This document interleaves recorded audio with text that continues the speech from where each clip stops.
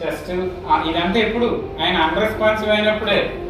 ముందు చేశారంటే మనమే చంపేసినాం. ఓకేనా? అన్రెస్పాన్సివ్ అయ్యాడు పాపం, అలర్ట్, అతను ఏం అరవట్లేదు, పోనీ మనం పిలుస్తున్నాం పలకట్లేదు, బ్రీతింగ్ చెక్ చేసాం అది కూడా కావట్లేదు, పెయిన్ ఏదైనా అప్లై చేసి చూసాం, చేతులు నొక్కి చూసాం, లేదంటే మెడ కొంచెం ఒళ్ళు బాడీ పాకెట్స్ ఏమైనా దెబ్బలు గాయాలు బోన్స్ ఏమైనా ఫ్రాక్చర్ అయినాయా అట్లాంటివి కూడా చెక్ చేసాం.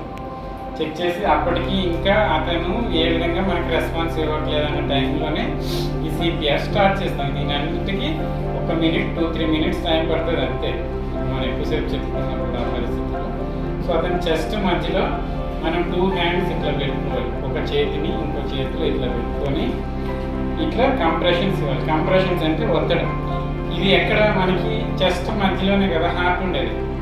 అంటే లెఫ్ట్ అంటారు కానీ కంప్లీట్ లెఫ్ట్ ఏమి ఉండదు, ఇటు లెఫ్ట్ లంగ్ ఉంటుంది, రైట్ లంగ్ ఉంటుంది, ఊపిరితిత్తులు ఉంటాయి, 2 ఊపిరితిత్తుల మధ్యలోనే హార్ట్ ఉంటుంది.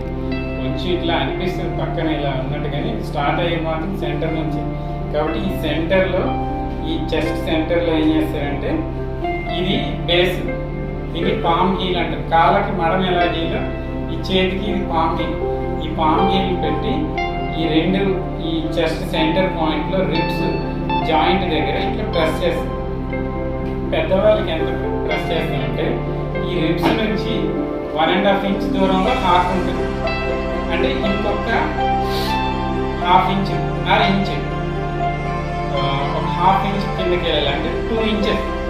1.5 inch దూరం ఉంది కదా హార్ట్కి రిబ్స్కి మధ్యలో గ్యాప్. ఆ గ్యాప్ కవర్ అయిపోయి రిబ్స్కి హార్ట్ తగిలి ఇంకొంచెం హార్ట్ని ఇంకొక 1/2 inch అంటే ఇంకా ప్రెస్ చేసేలాగా చేయాలి. ఇవన్నీ ఎలా చేయాలి అంటే అంతే కదా, అది మనం ఏం డ్యామేజ్ చేయాలనేది మనం చేయట్లేదు కదా, కాబట్టి అందుకని చెప్తున్నాం. సరే, దీన్ని 1 compression అంటాం.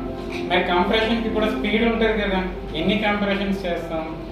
1 minuteకి 120 జరిగేలాగా, అంటే 60 secondsకి 120 కంప్రెషన్స్ స్పీడ్. అది 120 చేయమనట్లేదు, 120 ఇచ్చేయమనట్లేదు, ఒక్క స్ట్రోక్ ఇవ్వమనట్లేదు, ఇస్తే బ్రేక్ అవుతాయి స్లీప్స్.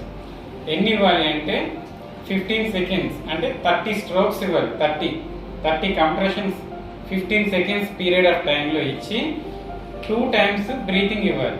బ్రీతింగ్ ఇచ్చేటప్పుడు కూడా మెడ ఇట్లా కొంచెం బ్యాక్ కానీ వాళ్ళ మౌత్ ఏమైనా సెలైవా అవన్నీ ఉంటే క్లీన్ చేసుకొని, ఏదైనా మన కర్చీఫ్ అట్లాంటివి ఏమైనా ఉంటే పెట్టి 2 breaths ఇవ్వాలి.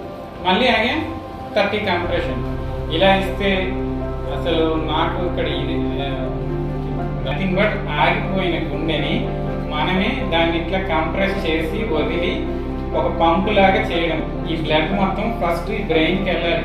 ఈ కాళ్ళు చేతులు ఏమైనా మనం అంటే దురదృష్టవశాత్తు వాడికి రాసి పెట్టి ఉంటాయి, లేకపోతే లేవు, బట్ బ్రెయిన్కి మాత్రం బ్లడ్ సర్క్యులేట్ అయ్యేలాగా చూడాలి. ఓకే, ఇది సిపిఆర్ యొక్క ప్రాముఖ్యత. చెప్పండి.